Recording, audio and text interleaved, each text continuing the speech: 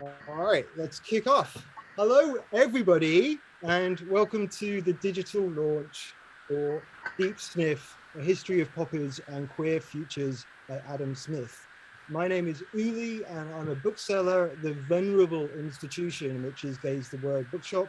And beside me, I have an institution in his own right, Jim McSweeney, General Manager of the bookshop.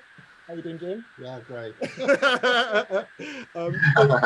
The warmest of welcomes tonight. In our digital events, so what we've started doing at Gaze the Word is doing a quick visual description of ourselves, just for anybody who's partially sighted or would benefit from such a description. So my name's Uli, I'm 42, I'm a white cis guy with blonde messy hair, I'm wearing kind of a pink retro t-shirt, and I'm surrounded by books in my backdrop because I'm in Gaze the Word Bookshop. So that's me, and I'm going to do a little intro to Adam and Stewart, who'll do a little description of themselves. So Adam Zmith is a writer, podcast producer, and arts events programmer, and has written the most fantastic book. It's magpie-minded, it's various, it's innovative, it's teeming with curiosity. It's just such a beautifully composed, kind of surprising kind of history, but also kind of like laced with theory and ideas. It's a true joy to be celebrating with him this evening on publication day for Deep Sniff, no less.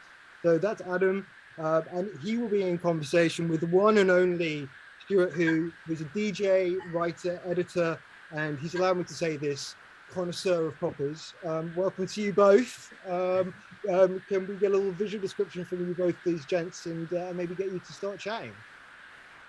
Thank you. So I can go first. Hi everyone, I'm Adam. My pronouns are he, him. I am a 36-year-old white man with black spectacles and floppy brown hair, and I'm in my bedroom surrounded by books and plants and the bed, obviously.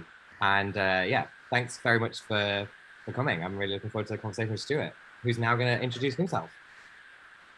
Hi everyone, I'm a white cis man, he, him, 51, wearing a black baseball cap, white t-shirt.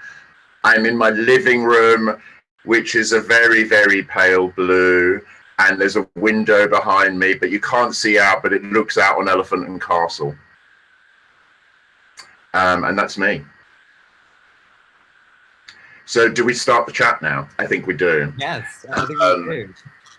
So Adam, I read the book with huge, well, initially I didn't have a curiosity about amyl nitrate, strangely, because it had been, as I thought about it, which your book prompted me to do, it had actually been in and out of my life a lot, my whole life. Yeah. So, but I'd never really thought about its, where it came from and why it's there. And your book basically is the encyclopedia of all of that. Plus a kind of like a look into the cultural areas that it inhabits. So I think for a lot of people, I certainly didn't know the beginning of the pharmaceutical history around it. So I was wondering what made you suddenly look at the actual medical beginning and why you were interested in it.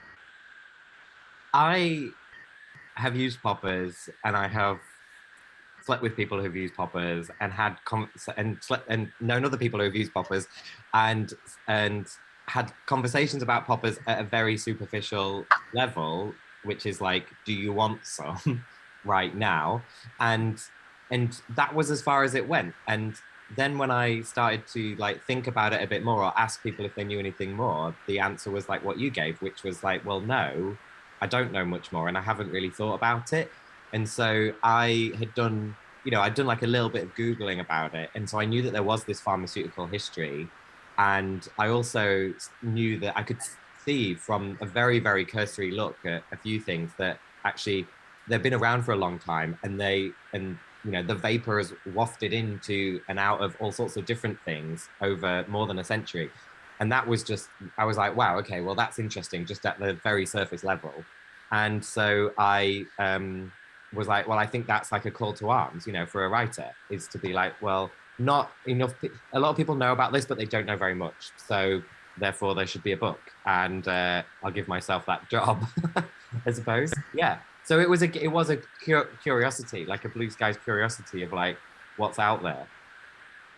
And can you remember your first experience of poppers? I can remember the room and the scenario when I first encountered poppers, which is also a bit of my like personal story, because if I tell you that first encounter with poppers was when I was about 30 or 29. 30? 29, okay. And I had only just started having sex. I only just started having sex when I was 29, and I went to what turned out to be a threesome, and there was poppers present in the room, and I had been watching porn for years, and I had been exploring my sexuality in a very private way for years, but I had started to have sex finally, and it was great and wonderful, and poppers were in the room, and I had not heard about them at all, and I didn't know about them. I didn't do the teenage, like, you know, back of the bike shed thing. I didn't do the messy spill it over yourself having sex when you're 18 and it's 4 a.m. and you're drunk thing. I had not done any of that. But I did turn up at a threesome when I was 29, and they were there, and I was like, oh, that's a new thing. As well as many new things that was happening to me at that point in my life. So did you make up for lost time? Well, so I did not make up for lost time in that moment, but subsequently I have. And I can tell you there's a more significant night, I think, than that in my story of poppers, which is, and I mention it briefly in the book. It's, I think it was New Year's Eve 2017 or 16. I think it's 2017. And I was home alone on New Year's Eve, which is how I like to be for New Year's Eve. And I found popper beta videos online where like quite intense porn where they tell you to when to sniff your poppers, and I was sniffing poppers, and there was fireworks going on outside, and there was fireworks in my head, and I was giving myself just the best night ever, and I was like, wow, now I understand what this stuff is, and this is like, you know, changed my body and made me realize, I mean, I didn't think about it like this in that moment, but looking back now, I've realized that it made me realize much more about my body and the potential of my body, and what's, you know, and how what it feels like to inhabit like a sexual feeling in certain ways. Anyway, that's my answer. Well, I also think it's a really good option for people to take on New Year's Eve. It's cheap, it's easy to organize, and by 10 past midnight you're done. Yeah, exactly. You're in and out, you know, in and out. It's great, and there's fireworks going on outside always. So it just adds to the stimulation. Can I ask why? Like, were you in a nunnery? Like, what happened up until 29? Well, I mean, I don't want to hijack the conversation with that. I'm not shy about talking about it, but there's lots of factors, Stewart, about that. I just feel, I think that I wasn't. And I talk about it a bit in the book. Like I wasn't comfortable. I guess I wasn't comfortable with myself, and I wasn't able to explore that part of myself. And there are several reasons, probably to do with internalized shame and homophobia, to not wanting to be gay. Because certainly when I was a teenager, I had an idea of like what gay was, and it was this very narrow idea, and I didn't like it. And that's obviously shame and internalized homophobia. And also, my sister came out as a gay woman when I was 18-ish, and she was 21, and our parents did not like that. So for 10 years, I was kind of arguing with them about that. And so that's another factor which I can't discount. And, you know, I met up recently with a friend of mine who I was at school with, who came out when we were at school, a gay guy. And I just said to him, and I gave him a copy of the book, because I said, like, look, I have to give you this now. And we like reconnected, and I was like, you know, I just want to say, like, it was great that you were out, and that you were able to be out when you were. Not that everyone needs to come out that early, or you know, any other timeline than their own. but I had to say that to him, like, you know, you were out and I wasn't, and thank you. And also there's a little bit of like anonymized, italicized story about him and me, so I had to tell him. Well, I'm going to go back and reread that. Yeah. Yes. But, you know, it's interesting to me because, you know, the one thing that kind of came up for me was, you know, like, obviously you said you missed out on the behind the bike sheds thing. But for me, poppers was, we were teenagers just desperate to get high, just desperate for a buzz in suburbia.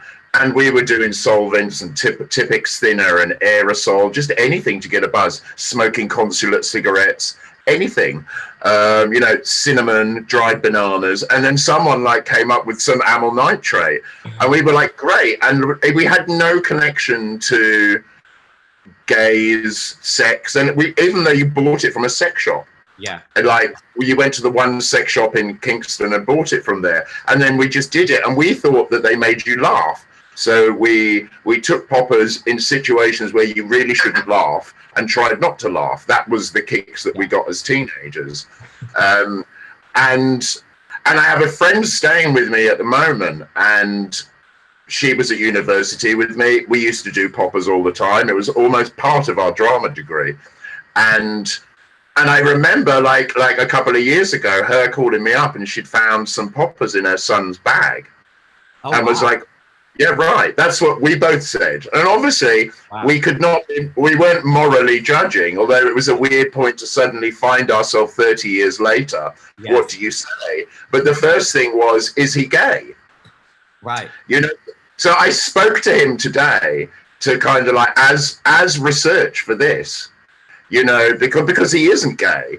But I said to him, like, why did you have it? Like, you know, and I was really pleased to say that the kids of today, it's just the same thing. It's a cheap legal buzz. Yeah. And I said to him, you know, and he said, you know, of course, then he found out what it was. Yeah. And I said, did any of your friends kind of stop doing it because of it?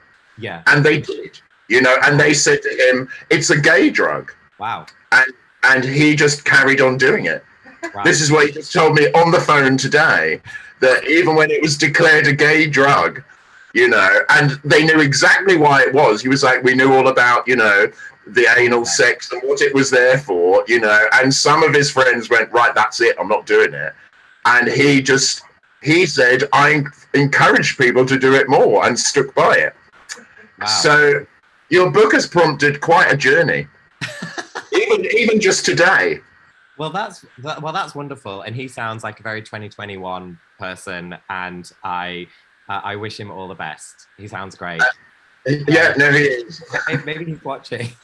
But actually, your stories there kind of tap into what I'm trying to do a bit more in the book. Is yes, it's a history of poppers. It's stories about poppers from history, where poppers come from, pre-poppers.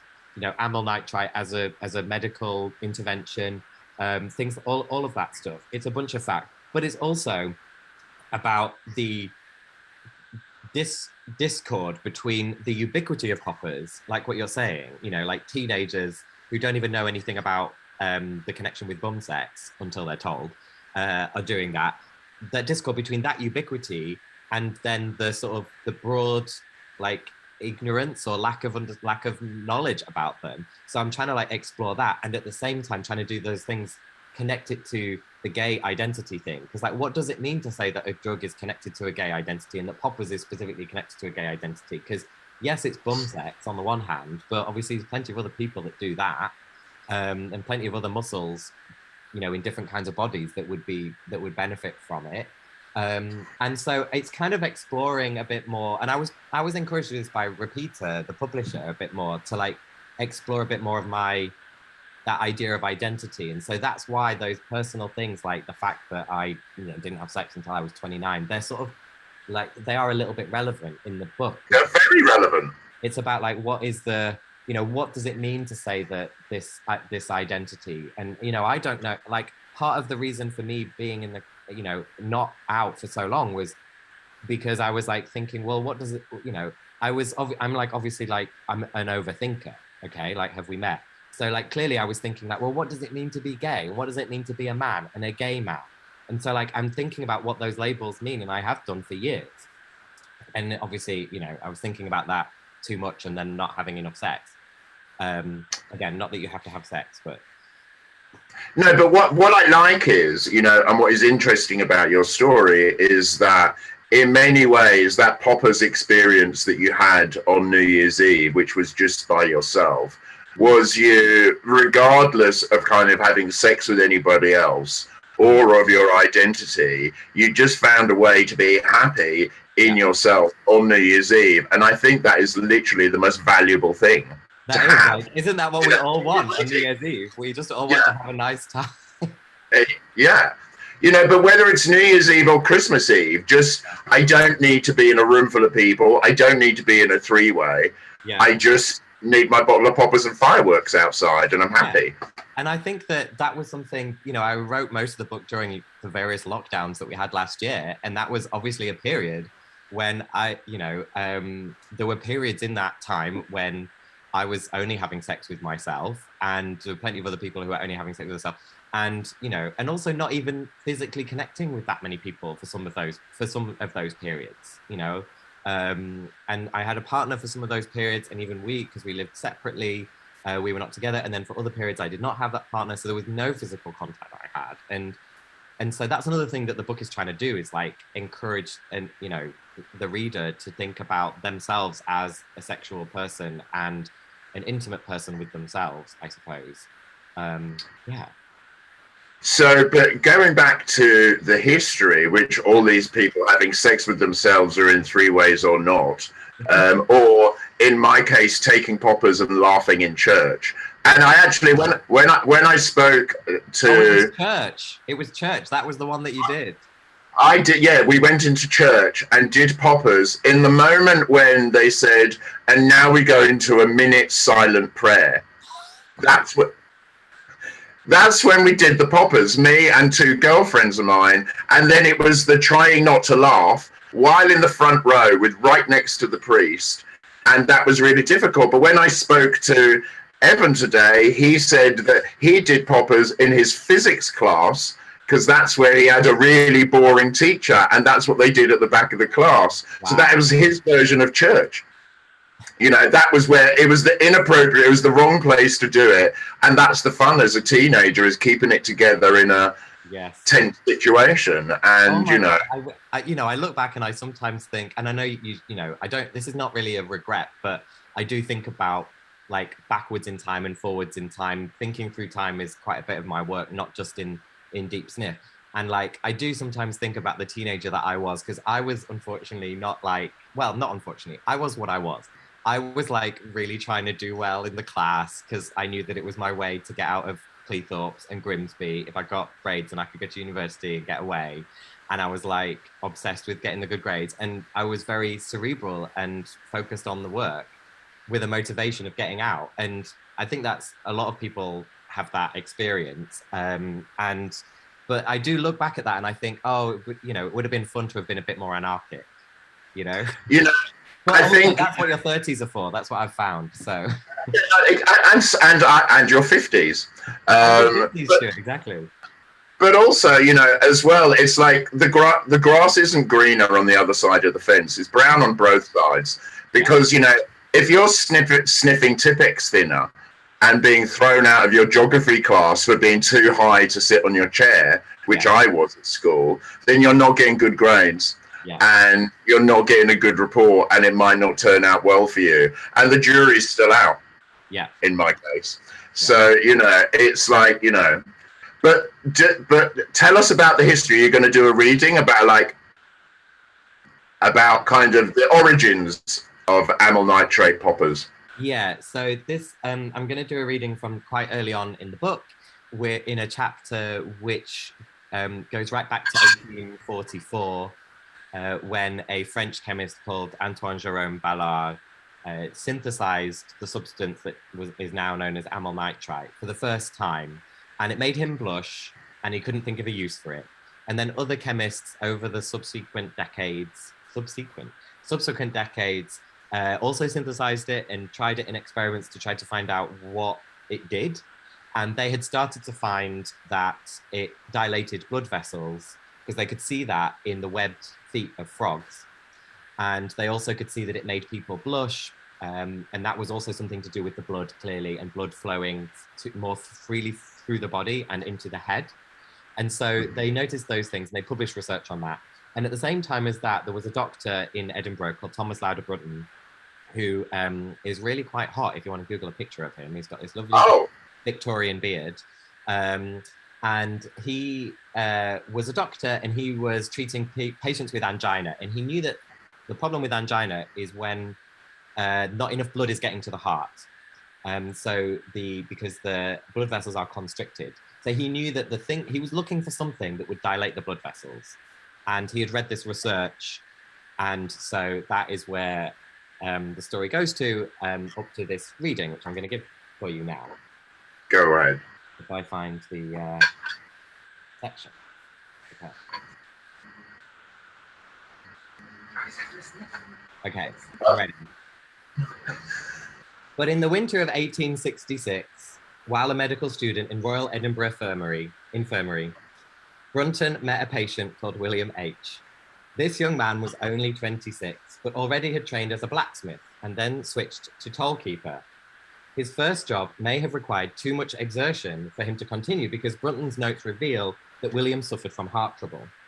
When Brunton met him, William had recently been hit by a heavy, dull pain about the left nipple every 3 days or so, lasting for about half an hour. The pain had come on after years of infrequent attacks ever since he'd suffered from rheumatism as a child.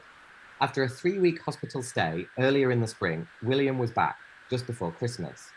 Doctors gave him aconite, which slows the heart rate, and digitalis, or foxglove. When neither worked, Brunton gave him brandy. The strong stuff didn't help either, so there was only one thing for it. The experiment was not a stab in the dark. Brunton acted in a way that was consistent with his wishes to take basic research from the lab to the bedside, and only with a decent understanding of the actual effect on the body. He'd read Richardson's work that amyl nitrite dilated blood vessels, and had even discussed the effect with his colleague in Edinburgh, Arthur Gamgee. Brunton obtained some amyl nitrite from Gamgee, who made it for him, and consent for an experiment from his supervising physician. And this is how Brunton came to give his patient William amyl nitrite. On the 12th of March, 1867, Brunton observed. The pain came on as usual. I'm not going to do Scottish accent. The pain came on as usual at 3 a.m. A few drops of amyl nitrite were put on a towel and inhaled by the patient. The primary effect noticed was a suffusion of the face, and the patient felt a glow over his face and chest. The pain disappeared almost simultaneously with the occurrence of these phenomena, but returned in 3 minutes. He then inhaled 5 drops more. The pain disappeared again and did not return. But the relief didn't do anything to solve the underlying problem, but it certainly eased the pain. The doctor seemed to flip-flop between making William sniff amyl nitrite and giving him a couple of fingers of brandy. But before the amyl nitrite worked, Brunton wrote that the pain came on night after night and always disappeared when William inhaled the vapor rising from the towel soaked in amyl nitrite. On the 10th of April, they tried it inhaling directly from the bottle. The effect seemed magic. As a doctor, Brunton must have felt the relief from his own suffering at witnessing a patient's difficulties. And as a scientist, he must have felt gratified to see that applying the growing understanding of amyl nitrite could improve a patient's life. So he went straight to the Lancet with the news of having treated William. His paper on the use of nitrate of amyl in angina pectoris was published in 1867. There's nothing gay about amyl nitrite in 1867. In fact, there is little gay about Edinburgh, where Brunton lived and worked. Of course, men shagged each other there, and women too, despite Queen Victoria's famous lack of imagination, but there is little trace of these private acts. Small numbers of prosecutions for sodomy between men are the only sign of what we now might think of as gay life. Indeed, it would be decades before something we call gay life could bloom in Scotland, and then more before vapor sniffed by William would be part of it. And yet, Brunton shares the year of his discovery of amyl nitrite as an angina treatment with a leap forward in gay rights. Brunton's paper came out in 1867, the same year as the most important moment in the history of sexual freedom. And I'm going to leave it there about what that is. I think that's very good. People can read the book and find out. Buy the book from Gaze the Word. Yes. Now it's funny. I was thinking there, because he administered the poppers via a towel soaked in it, which made me think of cigarettes dipped in it. Yes. Which is really dangerous because it's very flammable. It is flammable, and where I saw the flammable nature of this, because I worked at Trade nightclub at Turnmills, and poppers were very popular on the dance floor there, and people would dip the cigarette in and then pass the cigarette around, but there would always be someone who'd just absent-mindedly light it. So, and now and again, you'd have little explosions like on the dance floor, just little ones. But then today, when I was discussing, because your book has prompted so much discussion, when we were out raving when we were students, we would take it to intensify the other drugs that were going on, like largely ecstasy at the time. Yeah. But there was a thing for also at the time smelling old bass oil, because like when you're in a really hot, boiling hot, sweaty nightclub and you inhale old bass oil or Vicks, it feels like it infuses your whole body and it makes you come up on the ecstasy. But my friend reminded me that I made a super blend of old bass oil and amyl nitrate. Oh, wow. And I would take this super blend to the hacienda and we would pass it around joyfully. And it felt almost like, because poppers is very it feels like it's killing your brain cells and it feels like chemical. But with the old bass oil, it was like running through a woodland in the alpine, forests, as well as getting the high. And it brought you up on the ecstasy and everyone was winning. Amazing. I mean, there are so many stories like this of how people have used amyl nitrate oil poppers, and I mean, obviously, the book isn't some comprehensive survey of all of these things. There's a few hints at these different kinds of uses, but I think that what we learn from a history of poppers and from stories like you and from people sharing those things, is just how versatile it is and how versatile we all are in how we use these substances. And I think that is, to me, that's something that is, there's something like really like specially queer in that, the experimentation, the innovation, the risk to do that and to experiment with the body and everything. And that's something that I think is a really part of queer culture and long has been, And talking of that, there's a point in the book which I didn't know about. Like my favorite pub, one of my favorite pubs in the whole world, the Royal Vauxhall Tavern, was also at the center of a poppers revolt. Do you want to tell people about that? Because they're probably unaware. Yeah, so in the, I mean, most people here will know or will remember that in the 80s, because of the crisis around HIV and AIDS, happening in different times before we knew it was a virus and all of this, there was a huge, huge public interest. The tabloid press, the British tabloid press, which can be very inhumane, were doing pylons on gay people for having the wrong kind of sex and for spreading this disease and all these awful things that were happening in the gay in the mainstream press. And police officers were saying these things and politicians were saying these things. So there was this real hot moment in the mid-80s around that. And connected to that was some research and some campaigning that was mainly coming out of the US that was making a connection between poppers use and the new disease, because obviously it was a heavy correlation. Gay men were getting the disease and gay men used poppers. And so there were campaigns around this, and that's understandable in a moment of panic and a moment of ignorance where we're trying to figure all of that out. And so this reached a really interesting peak around December 1986 and January 1987, when police actually went into the Royal Vauxhall Tavern and seized poppers that were being sold behind the bar. You don't really get poppers behind the bar being sold anymore. More's the pity. Oh, sorry? More's the pity. More's the pity, I know. I have actually been given a bottle of poppers, like included in the price of entry to like a sex club. So they're doing that. But I think it's because of this weird legal dance, this weird legal position of where poppers are, which we can talk about if people are interested. So anyway, so the police raided the Royal Vauxhall Tavern in December 1986 and took poppers away. And then they raided again in just January 1987, not to take poppers because the RVT wasn't selling poppers then because they'd been taken. And they raided with rubber gloves then as a sort of, which most people interpret as a gross insult, towards, gay people and people living with HIV. And they came up with all these spurious excuses about trying to detect drunkenness on the premises, which is, so you might ask yourself why they picked that particular pub rather than any other pub in London. And there's probably like 70 pubs within half a mile of the RVT. Anyway, long story short, the book has a chapter which tells this story about these raids and the public conversation about these raids and what happened.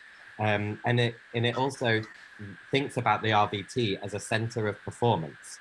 Because, one of the reasons why the RVT is so special and has been at the center of gay and queer culture for so long is because of its centering of performance. Everything from DJs, like you, to drag queens, Lily Savage, amazing non-binary cabaret nights that they have now, amazing stuff. And so anyway, I'm going to do a bit of another reading, if I can just find the right bit, from this chapter, which is about the RVT raids.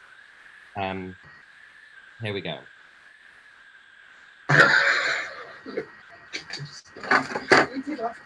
The poppers seized by police in December 1986 and February 87 were destined mainly to be brought by gay men.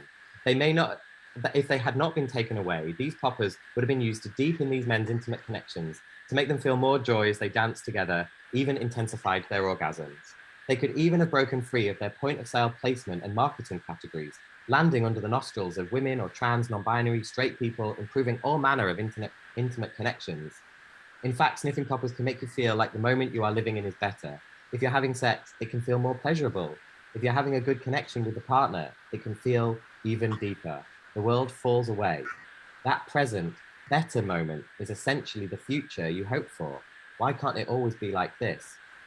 A better future is the thing we expect to see imagined by musicians, dancers, artists, actors, drag queens. They can all show us an alternative to the present. The reason why queer performance is such a big part of queer culture is because it creates a better world to inhabit, just for a moment. The star on the stage dares to wear the body, clothing combinations that traditionalists might object to, or that Grazia magazine might disdain. They can talk or sing about the things that only get rare mentions in the office or in television talk shows. They can embody themselves as they wish. They can invent the power dynamics that usually hold them down, just as Jade Pollard Crow parodied the gloved policeman. Jade Pollard Crow did a performance in 2014 at the RVT, strutting onto the stage wearing a police uniform, headscarf and rubber gloves. Mixing striptease, parody, and the smooth sound of Let's Groove by Earth, Wind and Fire, Pollard Crow reenacted the police raid from '87 and received laughter and applause. The performance was not only a piece of fun. As both a queer lesbian and a black body, Pollard Crow told me, impersonating a police officer was a complex and convoluted act. In mimicking police brutality towards black bodies and those in the quilt bag, the queer, unanswered, intersex, lesbian, transgender, bisexual, asexual and gay community, it referenced the Poppers raid, the police's long-established practice of radical profiling and the imposition of white power on people of colour. The story of these raids is a story from the past, but it is about how we live in the present, creating a future. In every moment, we are performing, making choices about the future we want to build for ourselves and others. I'll leave it there. Thank you very much. Yeah. One of the things I was wondering, because, I lived through the era when poppers, there was this theory that you could, it went from being connected to HIV that there was a basic time where it was like, if you sniff poppers, you'll get AIDS. So there was that. But then that kind of evolved into what seemed a bit more scientific, which was that they caused Kaposi's sarcoma, which was a form of skin cancer, and it was the most visible sign of AIDS. So that was the most terrifying of all the things, like people were more scared of KS than they were of dying, because most gay men and are vain, and just people also don't want the sign of their disease to be visible to everyone. So it was literally, for many people, it was like, you know, they'd rather get pneumonia than KS, you know. So this was a big thing. And weirdly, I remember kind of like, you know, when we were discussing earlier, kind of like making that decision in the moment, you know, even though that was a thing that was going on and we heard about it, just thinking to myself, well, if I get KS, I'll deal with that later. And off I went, you know. And it's kind of, and it's, you know, it's interesting, you know, the what we decide to do as a risk and what we believe, and fun in the moment, and things you'll do after 2 sherries, all of those things, you know, are interesting. But I was wondering if you had a take on how the younger generation, because I have that hangover still, you know, and I still see amyl nitrate as the kind of clone drug connected to high energy music, leather, and kind of a very Al Pacino cruising kind of vibe. But you're younger, and I was just wondering whether it comes with that baggage. Yeah. I don't think it doesn't so much come with that baggage anymore. And I think that there are different, I mean, I'm younger than you, but I'm not like the youngest. So I'm like in this middle ground. And also I have obviously my own history of like, you know, waiting for a while before having sex and stuff. But I definitely don't think it has that baggage anymore. I think if you speak to people my age and younger, you know, like it is this fun sex related thing. And it is heavily connotated to like gay lifestyle and queer subculture and stuff. But I think it's generally seen as like a fun thing.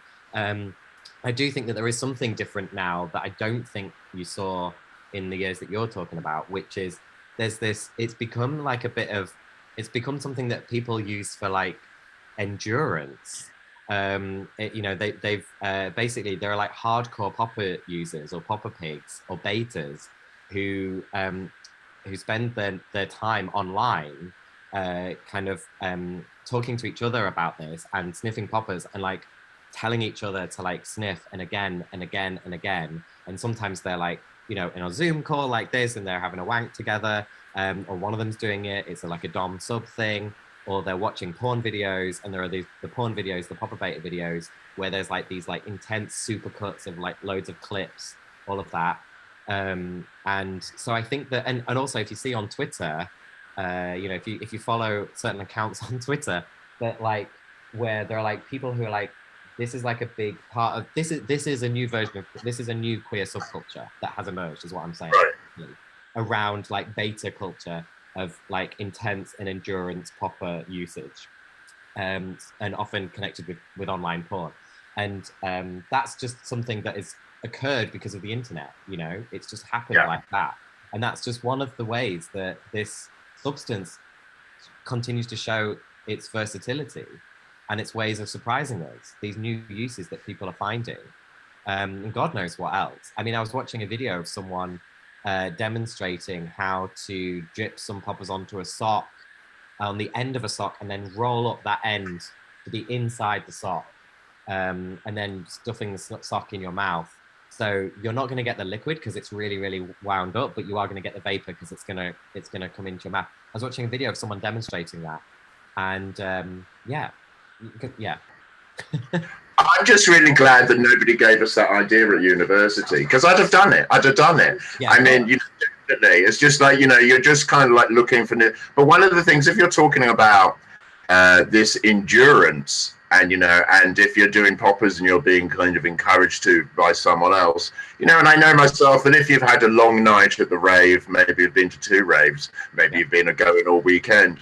And I wondered if you had an answer to the question, which is, what is the best cure for nitrate nose? Oh, I mean, the only thing that I know, and this is not medical advice, is just to stop for a while. Like, but you see, you can get. But then some people say that the solution actually is to stop using your nose, and it's to do it's to inhale through your mouth, or it's to do the sock thing, which is by the way even better if you're one of the, you know, one of us who are blessed enough to really like socks or feet. if you're blessed in that way, then this is just an extra bonus. So that's one cure for the nose problem. If you do get the nose problem, is don't use the nose anymore. Right. Well, you see, like, because you can have just a slightly red nose, and then I've seen, and that red nose, which can be like a cold sore, can then develop into kind of a scab. I mean, that's a problem. You got to stop.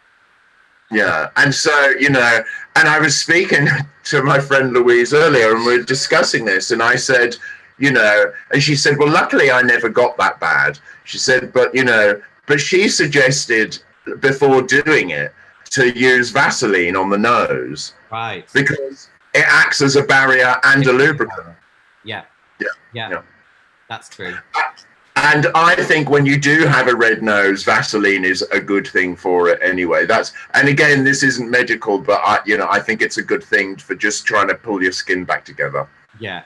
I mean, look. I mean, everyone who came tonight is getting all this like lovely skincare advice from Stewart. So I hope it's worth the price of the ticket. So, do you think? So, what kind of people did you write this book for? Who do you think your audience was? Good question. I mean, there's a couple of answers to that. The flippant and quick answer is really quite self-involved because it was lockdown.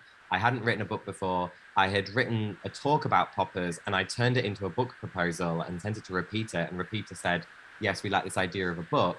And I was like, right, well then I'm going to write the book that I want to write. So the flippant answer is I wrote the book for me because it was a way of like not to have the final product of the book, but a way of like forcing me to think through a lot of the things that I had been thinking for years about gayness and queerness and identity, and how we think about history and how we think about the future, because there's quite a lot of stuff about the future and there are some shape-shifting aliens in the book. So a lot of these things that just like really get me out of bed, I wanted to like think through. And so I kind of had the joy during lockdown of putting music on and, sitting down and writing the book. And so that's the sort of selfish reason. And then the other audience is, I think, for anyone that was interested in poppers, obviously in the history, because they use them. And as I found now doing events like this, there are a lot of people who actually are the same as you and me, who don't know that much about poppers, but are interested. So I was like, right, well, okay, well, there's a hole there that I need to fill. So that was another audience member. And then I guess the third one is connected to that is it's about, because it's a bit about queer identity and what that means. I think that, there's like, we're kind of like a small number of people, but there's a few of us wankers who are interested in that sort of idea and what that even is. And what does that mean in 2021? And where does it come from? And what is the connection between that, how we talk about the use of the word queer now, and what's the connection between that and like Tom Finland type of drawings from the 70s that were actually used to advertise poppers, when poppers became a product. So I think that like, what is the shifts and sweeps of like gayness and identity and capitalism that leads us to where we are now in terms of how we think about queer identity in the broadest sense, as well as like having sex, I suppose. Yeah, I don't know. I hope it does. It does all of those things. And also there's, a bit of a personal journey in the book, while you have this history of the poppers, you're kind of like, you're going back to school and different times in your life and how you felt then. Did that come about as you were writing the book, and how far into that, it's personal when you go into that? What were your kind of boundaries on that? Yeah, well, one of the books that I'm influenced by in general, but in writing this, is The Argonauts by Maggie Nelson. And Maggie Nelson is actually right now doing a competing event to this event because she's releasing her book on freedom. So that's going to be on YouTube though. Don't leave this event. You're going to watch that on YouTube later. There's no competition. So Maggie Nelson's book, The Argonauts, for those who don't know, is what do they call it? Auto fiction, whatever the hell that means. it is her way of exploring her sense of like who she is as a woman in a relationship with a trans man, and they are trying to have a baby. And so she's thinking through herself in relation to her partner, and also herself, and then in relation to this baby, which may or may not exist. And so it's about this idea of like queer family and about queer relationships. And what she does is she brings in a lot of ideas from other people, and it's more of an academic book. I mean, it's not really an academic book, but she's an academic, and it uses a lot of academic references. And I didn't want to be as academic as that. But basically, that book inspires me a lot in different ways. And when I was originally conceiving of Deep Sniff, it was as a series of 8 essays, each about a different moment in time or a different idea that came out of my research on poppers. And I used research with like a super, super tiny R. And so that was what it was originally, 8 separate essays. And then as I was thinking about it, Tarek at Repeater Books, the publisher, encouraged me to think about improbable connections because they were already there, but there were these connections between things, and he really encouraged me to think more about that. So I'm really grateful for that, because that made me reconceive of it a bit more as like a whole piece, even though each chapter is, you can read each chapter as its own thing. It has a certain thing to say each chapter, but I saw it as a whole thing. And then I realized that, well, because I was talking a bit about gayness and about maleness, I was like, well, I also can't speak for other identities. I use those labels. So, but I didn't want to do this thing where, where writers say like, well, speaking as a gay man, I can say this, this, and this. Because I'm like, well, I don't even know if I do speak as a gay man. I don't even, well, like, I wanted to think about what do those labels mean to me? And also there's a whole piece about the labeling of poppers and the legal fictions around that. And so labels are interesting in different ways, right?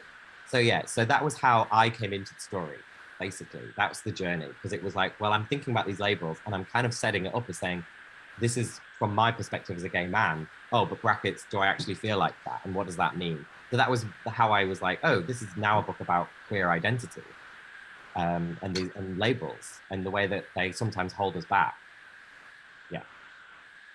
And, I think in many ways for, a younger generation who won't have grown up in the 70s, 80s, or even 90s, when, there was, because, the history, which is also cultural as well. You're talking about the advertisements that were used. Yeah. And you've got some great illustrations in the book there of, as you say, they're Tom of Finland-esque. And that's the one. Yeah. Perfect. Count the and that was also kind of like what the adverts for bars were like and clubs were like. That was a predominant kind of like visual imagery that was in kind of gay magazines and culture at the time. Obviously there was alternatives to that, but that was kind of dominant. But so for me, arriving, onto the scene at the tail end of that, because I arrived in my late teens at the arrival of rave, which was the death of high energy on the gay scene. Yeah. And all the people who wore leather and listened to high energy and sniff poppers were really passé. And I was like this young and kind of like acid house raver who thought high energy was horrible, but still sniff poppers. That was the only thing I wanted from their culture. Wow. So, yeah, like their dress, their attitudes, because it was this whole kind of like, kind of like the gay version of toxic masculinity. Yeah. But they all called each other Mary and listened to opera, but wore leather and, had dungeons. And I found the whole thing just appalling. So aren't poppers just the great survivor? I mean, they really do. There's 2 different subcultures there that you're talking about. We can talk about the beta culture, which is very much today, that they're now part of. And even before the 2 that you're talking about, we can talk about like the hippie culture in the US in the 60s and the gay component within that. And then the medical students, God bless them, in the 1930s that were probably the people that helped the transition from the medicine cabinet to the bedside table. And poppers are just a great survivor. It's like the vapor is wafting through all of these different moments in history and these different cultural movements. It's the fabric that's holding all the centuries together. It's like this ephemeral wafting thing that just kind of like is holding all the centuries together. In your research, did you come across the person called John Addy who brought poppers into this country? Oh no, tell us that story. Well, I don't know the strict timeline of it, but his name is John Addy, and Ajamu says from Huddersfield. Big it up for the north. Yeah, he is. And he in the 80s, he was like known for being best friends with Sue Pollard, who was in Heidi High and is still kind of iconic. They're still close friends.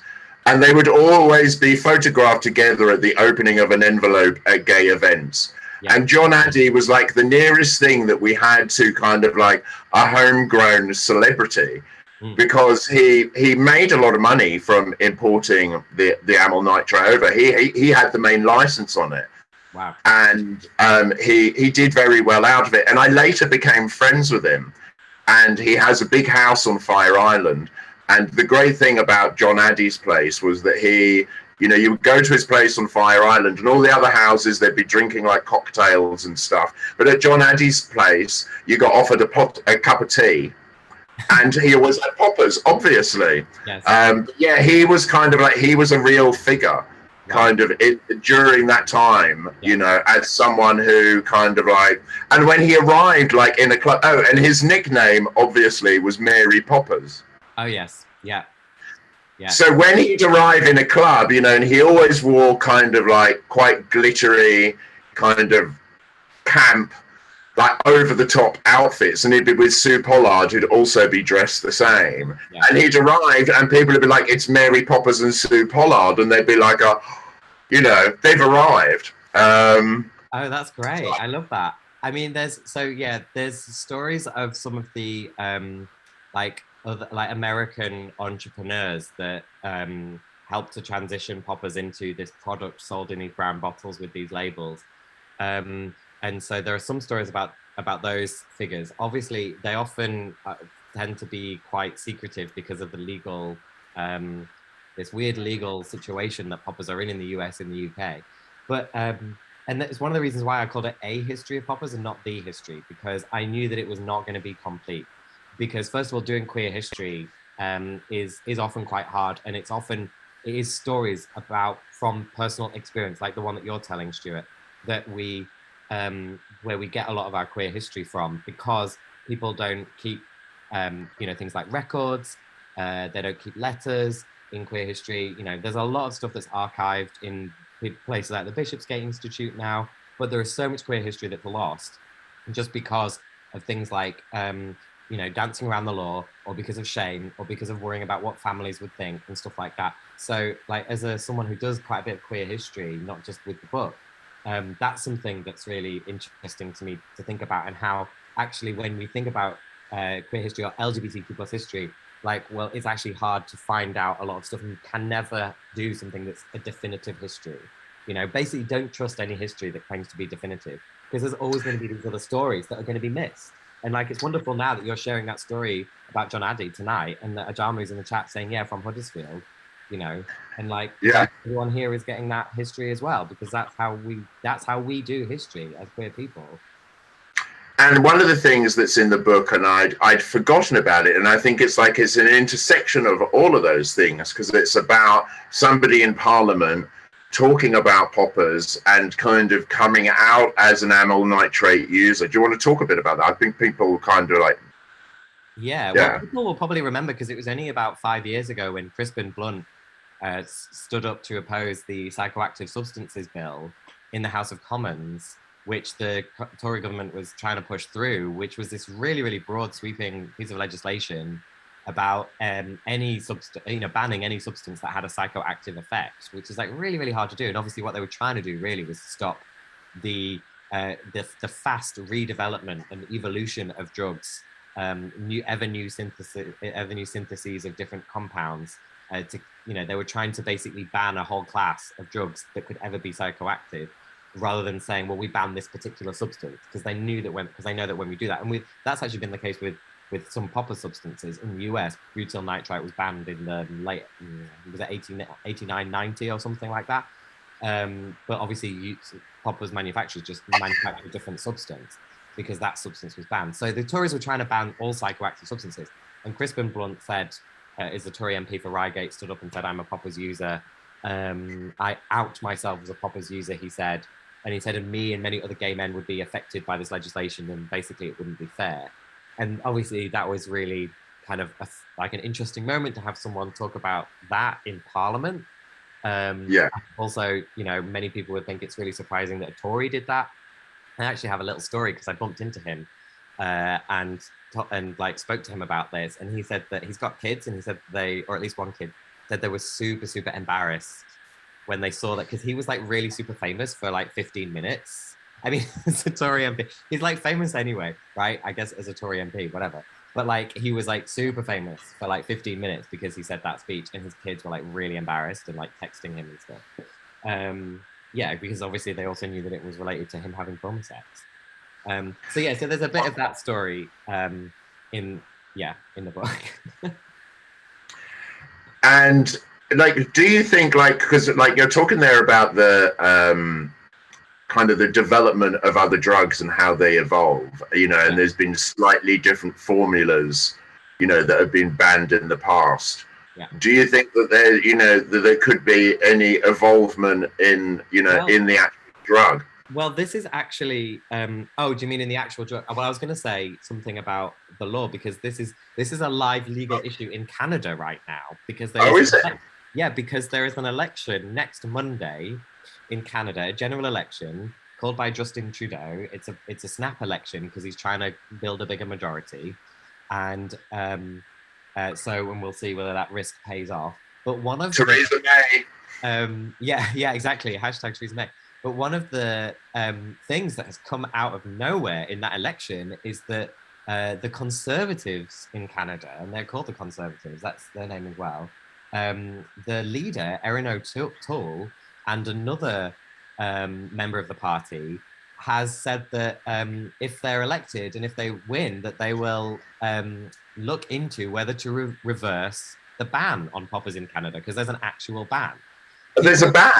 There's a ban. It came down in 2013. If anyone knows what happened in 2013 in Canada, which meant the ban came in, then text it in the chat. There are rumors about what happened, but so there's a ban in Canada. You can get it if you're in Canada by some sex shops sell it under the counter, but they get raided every so often.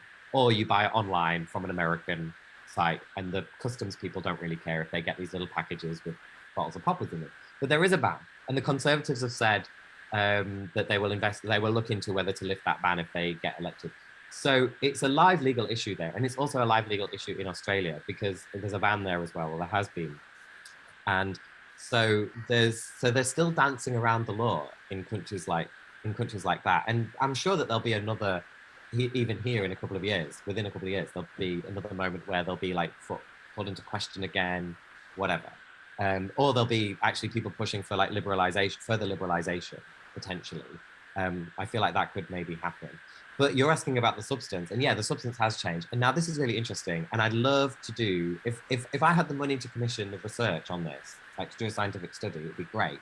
And hopefully some scientists actually do this study to look at the different claims that the poppers manufacturers make on their labels about flavors and about different effects, and to look at the substances that are in them, because they can do some spectroscopy and find out what's actually in them, and see like whether any of these claims hold up, whether there really are any differences between the different substances. Because otherwise we're just left with anecdote, which is all fun and interesting, because everyone's got a different story about, oh no, this brand gives me headache, but this brand really gets me off.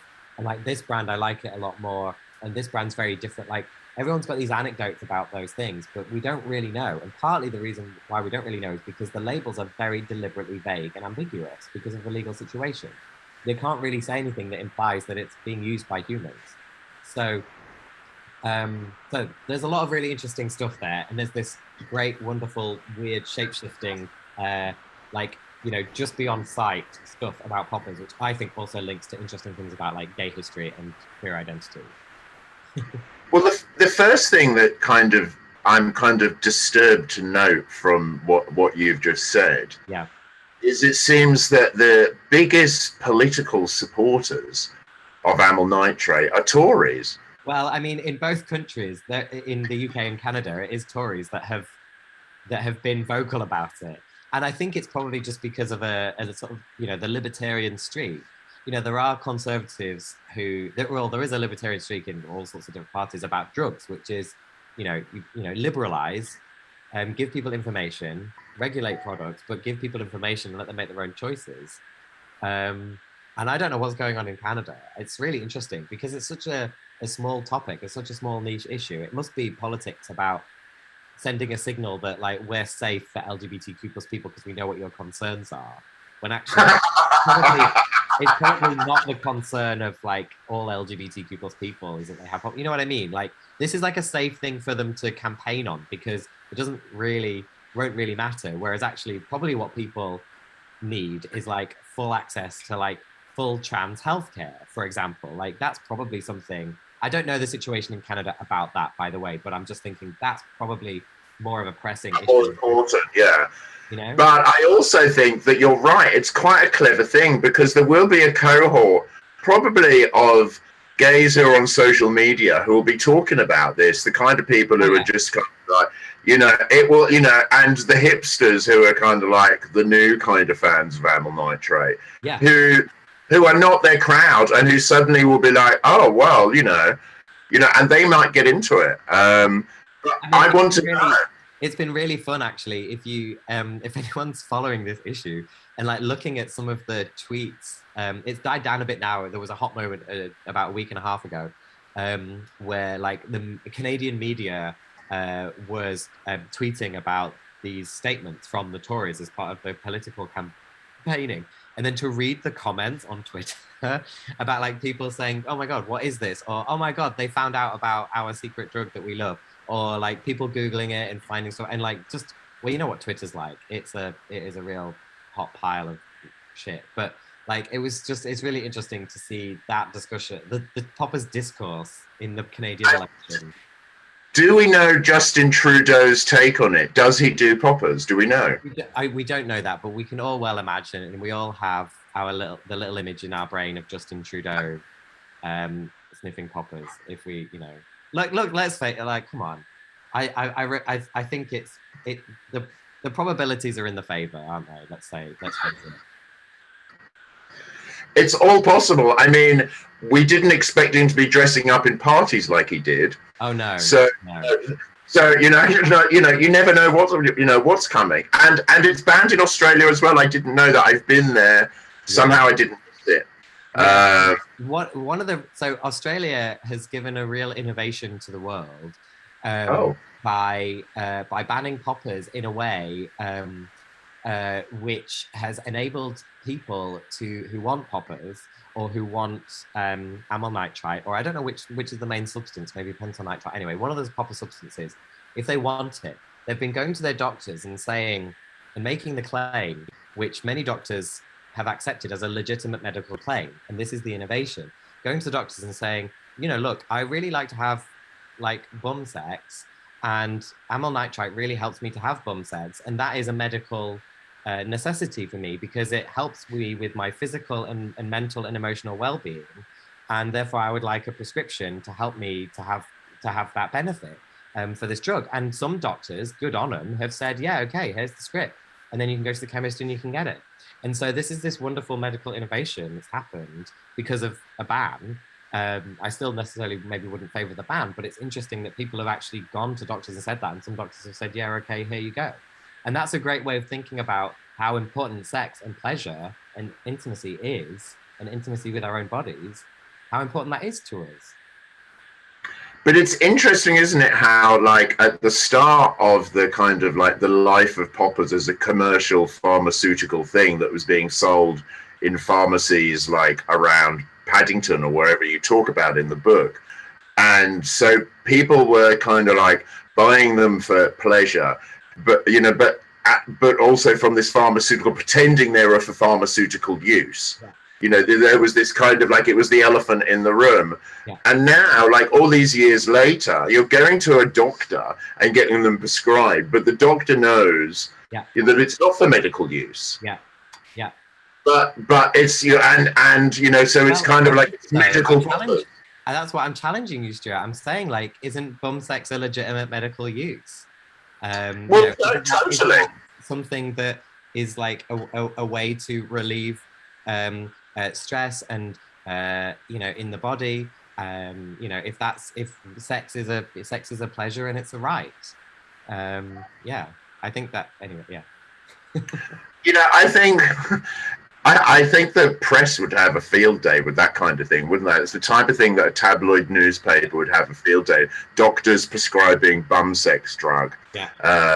You know, that's, you know, I can see the headlines now. Yeah. But I do like the idea that, you know, again, that you have liberalism within the medical establishment who know, I think, basically that it's not really going to do any harm. Yeah. I mean, I guess we should talk about here, like, you know, because we've been talking about it all quite glibly and like, you know, and it is a drug and people kind of like might have tuned in who've never done it.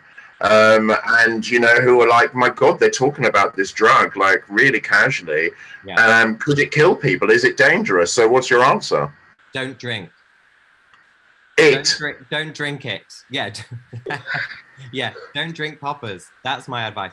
No, I mean, yes, you're right. We've been talking about it glibly. Like, just as with any substance, anything that you do with your body, there is risk to it.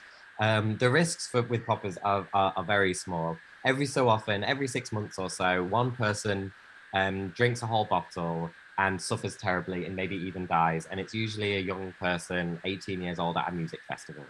And there's, you know, a hot headline about that, and then it goes away again because it's a tiny number of cases that do that. There has been some documentation and some research on some people that have some eye trouble, especially if they're quite heavy users, or if they use certain substances that are branded as poppers. And so, but those problems tend to not persist if the person stops using poppers. And so there are some studies about that, but the thing is that they're very, very small numbers, and yes, we should investigate that more. But I think that we would know by now, after more than a century of use, if there was like some really, really huge significant thing, if they're used in a sensible way, you know, if there's some significant problem that is proportionately a problem, significantly a problem compared to, for example, the proportion of problems that happen to individuals or to society because of things like cigarette use or alcohol, which are not at all illegal, and yet we tend to accept the personal and social risks of those at the social level, and we obviously advertise those products and regulate them and stuff like that. Well, actually, you don't advertise smoking anymore, do you? But I think it's interesting to think about those relative risks, you know, because any time that anyone would try to stop people using poppers because of the health risks, you know, statistically, you'd have to look into that, and it's tiny compared to other substances, and that's not a reason to do it, but. No, or not to. But you know, is there any evidence? Because, you know, I mean, I was surprised, you know, within the 12-step community, you know, that you have kind of like Marijuana Anonymous, you know, and there are, you know, I was surprised it's not just AA and you know, an NA, you know, and you think of Cocaine Anonymous. Has there ever been like a self-help group, do you think, or anyone been addicted to amyl nitrate? Oh, I don't know about that. I'm not aware of it. I've definitely seen like accounts of people who have basically, I've seen accounts online on forums of people who have written about that they have. I don't know whether they've used the word addicted.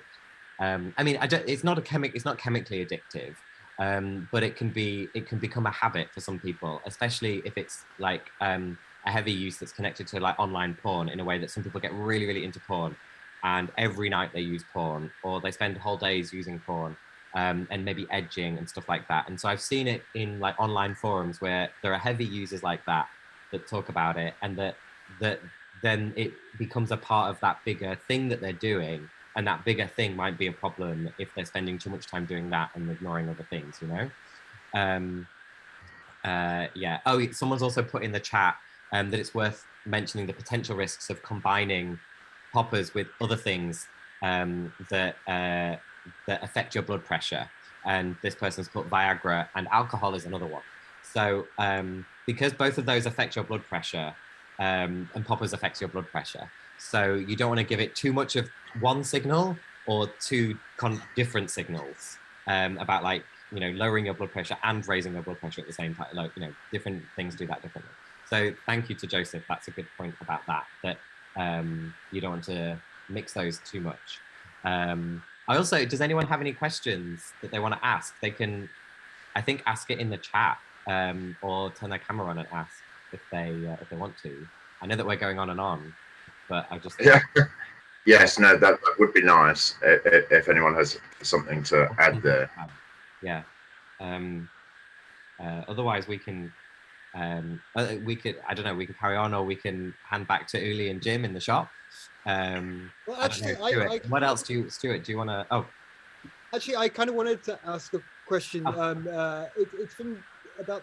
It was really nice to have you come into the bookshop earlier on today and sign books, and we had a really nice chat about the kind of communal use of poppers, especially dance floors and day spaces, and the sharing of those between different kind of like gay male groups and the sociability of popper use. Yeah. Which was really nice to kind of talk about. And maybe could you talk a little bit more about that definitely of popper culture? Yeah, definitely. I mean, you're right, and I don't think that I think I might have mentioned it in the book, but probably not enough, and not as much as is warranted for me in my own like pleasure of it. Is like literally one of the things that I really like about it is the way that it can be a very communal thing, especially, you know, when you're having sex with someone or some people, when it's basically handed around, and like often like the other person like holds it for you to sniff. They hold the bottle for you, or you hold the bottle for them, and there's that really nice like connective moment around that. And I think that it's something that is just it's not unique to poppers, that, but I think that it's really interesting to do that in that moment of sex. And I don't think about sex in this way when I'm having sex, by the way, like, oh, what's the communality and the sociability of this drug or whatever. But like, it's just really nice to think about it, that that it has that place, that physical place in our culture, which is this connective thing as well. And then Stewart also has the same experience, but on dance floors a bit more. That it's a communal thing there on dance floors, because that was with people, right? Yeah. You know, that was, you know, and it was almost like this, dipping the cigarette in the poppers, or my super blend that I made, was I'm like, I'd completely forgotten about that until my friend reminded me today, and I was just like, oh my days, what am I like? But the thing was, when you dipped the cigarette in the bottle of poppers, it was easier to make it communal, because a bottle of liquid that, you know, stinks if you spill it, and it does burn if you get it in your eye, people. So, you know, don't get it in your eye. Don't get it in your eye. Don't drink it. And one of the, like, kind of, we weren't really saying health and safety. It was more about efficiency of sharing the product. So when you dip the cigarette in it, you could pass the cigarette around. No worry about spilling it.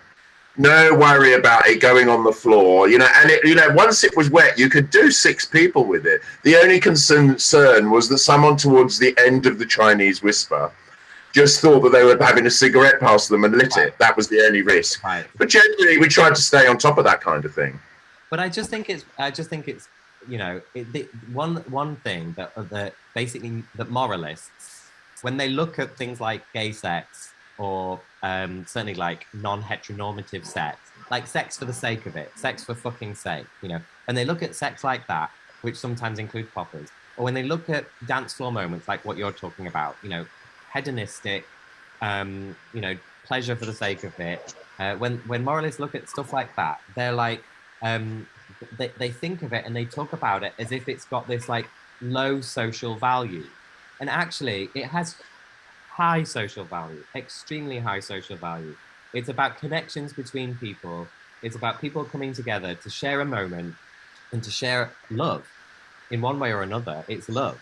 And I think that that's something that people who look on, those of us who enjoy this kind of pleasure, whether it's dancing or sex, with poppers involved, miss. That's what they miss. You know, they don't think of it as that deeply social, connective, loving thing that it can be. And now I'm like really, really going on it. But you know, that's what No, I'm with you. Like it is kind of sad, you know, like, you know, because, you know, they are missing out on that. They don't know it, and it makes them feel uncomfortable. And that's, you know, something that's something that like that gay men have given the world, and that queer people have given the world and continue to give the world, which is partly because historically we have been rejected by that mainstream society and those mainstream views. We've gone like, well, fuck you then. You know, we'll do our own rules and we'll follow our own rules. And yes, you know, we won't necessarily get married or have kids or settle down and put on our profile sane and sorted. You know, we don't necessarily want any of that. We want to like love and to form new connections with each other, and we'll do it in our own way. Thank you very much. And that's a really great thing that I think that queer people are given to the world. And I suspect that everyone here in this room gives to the world as well. Yeah, no, and I think also kind of it gives heterosexual people the opportunity to see an alternative lifestyle where I don't have to marry, settle down, and do this. Yeah. I can just, you know, go out and sniff poppers and kind of like, you know, not really care about those things that my parents expect of me. Yeah. One thing I had to ask you, but it just come into my mind, and I don't know if you know the answer to this, is keeping them in the fridge or the freezer relevant to anything? Yes, it is, because basically because the thing that you want is the vapor, and that is, you know, at room temperature, that's rising from the liquid that's in the bottle. Obviously, with the cap on, it's kept inside, but the point is that the liquid is still changing into vapor in the bottle. And so what you want to do is, if you keep it down at a lower temperature, keep it in the fridge, then that reaction is not happening so much within the bottle. So it does mean that they last longer within the bottle. Obviously, that's one of the reasons why you keep the cap on as much as possible, even when you're having sex, is, you know, you open the cap, sniff, put the cap back on, because you're trying to keep the genie in the bottle. And so, but if you keep it in the fridge, then there's even less genie made that's arising from the liquid. And then you just get it out, you know, 5 minutes, 10 minutes before you're going to have sex, or 2 hours. Maybe you take your event-based prep 2 hours before, you know, you're going to have sex, and get your poppers out, you know, make sure there's enough lube, get ready. I love the way that you get the poppers out, you know, about an hour beforehand. It's kind of like the way people open a bottle of red wine. Yeah. You know, just to let it breathe. Yeah. You know, or maybe get a steak out of the freezer and let it sit there for a while before, you know. It's a similar principle. But I just wondered, like, you know, because it's something like, it's almost like an old wives' tale, or it feels like something that has been passed on to me from older gays back in the 80s. You know, they kept their poppers in the freezer, and so you never questioned it. Yeah. You know, and I just always did it to be on the safe side, but I didn't know, like, it seemed to be something I could understand the logic of it. Yeah. You know, also you keep LSD in the freezer, you know, because, you know, so as to keep the moisture in it. Yeah. You know, so like, you know, all these things, and I was like, well, there is a logic to all of these things, so I'm not going to question it. But I just wondered if it was actually true. Yeah, there's a chemical reason for that. Yeah. So Peter's asking, do we both have a favorite brand? I mean, apart from Stewart's Super Blend, I don't really have a favorite brand. I tend to buy pentyl nitrate if I buy it in shops here, although not all of them say what the substance is. But that's partly because the propyl is the one that has been related to the eye problem in a very, very, very, very tiny way. And amyl is actually illegal in the UK, so you can buy amyl from like French shops and get it posted to you. So I tend to buy pentyl, but that's not a brand. Of the brands, I quite like this one. It's a Thunderball Extreme. There's a great one, Wings, that I haven't had in ages, but that was really, really nice. Oh, Jami's just put that, Wings from Amsterdam. Yeah. Oh. I mean, other brands of poppers are available. I think mine, like, just the one that comes to mind is Rush. It's a red and yellow bottle. Like, because I remember adverts for that. Yeah. And also there was like Bolt's nightclub had a similar kind of like font and you know, and typography. You know, so those things come in my mind. Rush is like is the oldest running brand, and they have one that's I think called Rush Black. I think it's black. The label's certainly black. That one's good. Okay. But yeah, that's the one that kind of like, well, I remember being advertised in the papers, you know, that was the one. And I'm sure they sponsored events or something. I saw posters for it in places. Oh yeah, they did used to. They don't do that kind of thing anymore. None of the brands do, not even in the US. And they don't advertise as they used to either, like with pictures and stuff like that. They try to keep a bit of a low profile. And they use, like, now they can use social media and they can post stuff on social media. Yeah. Stuart, I was wondering if I could just punch in with another question. I'm aware of time and to the end of our hour and a half. I was just wondering, Adam, if you could maybe just go back to an early section of the book and tell us a little bit about how poppers got their names. I think it's a fantastic little detail. Right? Yeah. So for those who don't know, let me see. I've got a picture. So for those who don't know, poppers. This is the story of how poppers got their name. So amyl nitrite, when it was a medical prescribed drug for people suffering from angina pain and other problems, by the way, it was manufactured and sold in little glass ampoules, where the glass was fragile enough so that each tiny glass ampoule just contained a few mils of the liquid and obviously the vapor inside the ampoule. And you would crush the ampoule in your hand. It would make a pop sound, and the crushing of that would release the vapor. And then you would sniff the vapor. So that's where the word poppers comes from. And there's a little picture here in the book of some of those ampoules. People can see that. That's what they look like, sold in a tin like that. And I'm looking out for one of these antique tins. If anyone finds one, please email me or tweet me, because I'm looking out. And I was in one of those antique markets a few weeks ago, and there was literally a whole stall there where the man was selling all sorts of those old medicine tins. And I was obviously like hunting through them. I just chanced upon this antique stall and I was hunting through them. So he knew that I was looking for something, and I told him I was looking for an amyl nitrite tin. And he was like, "What, amyl nitrite?" And I was like, "Yeah, do you know what that is?" And he was like, "Oh yeah, I know what that is." But he didn't have one of the tins, unfortunately. So I'm looking for one. Stuart, if you were a brand of poppers, what would your brand name be?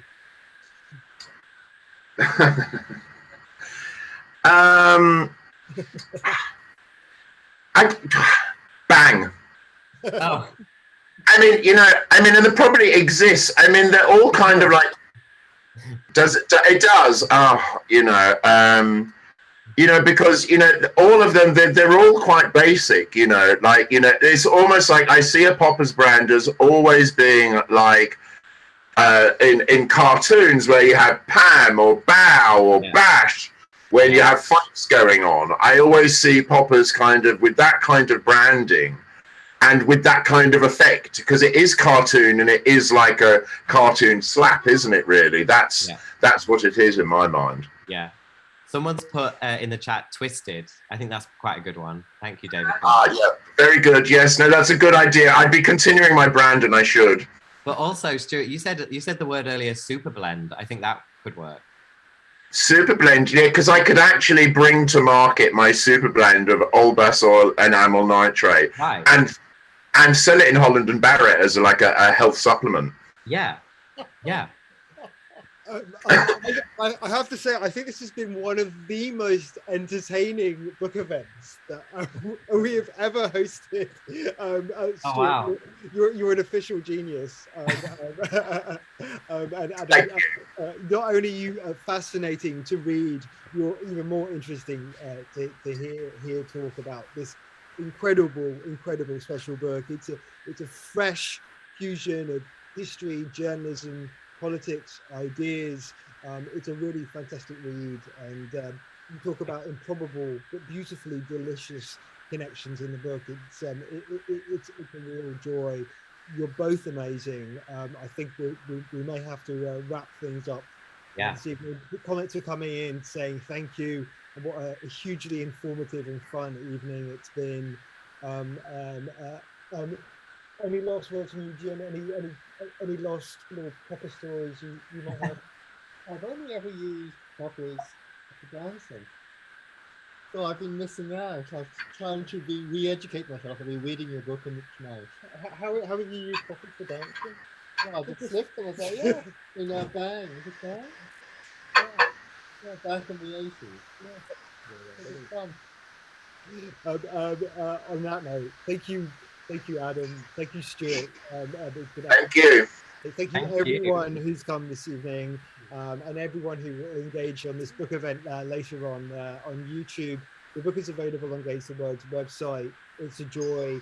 Thank you so much, and have a wonderful evening, everyone. Thank Maybe you. I'll be you, home for dinner soon.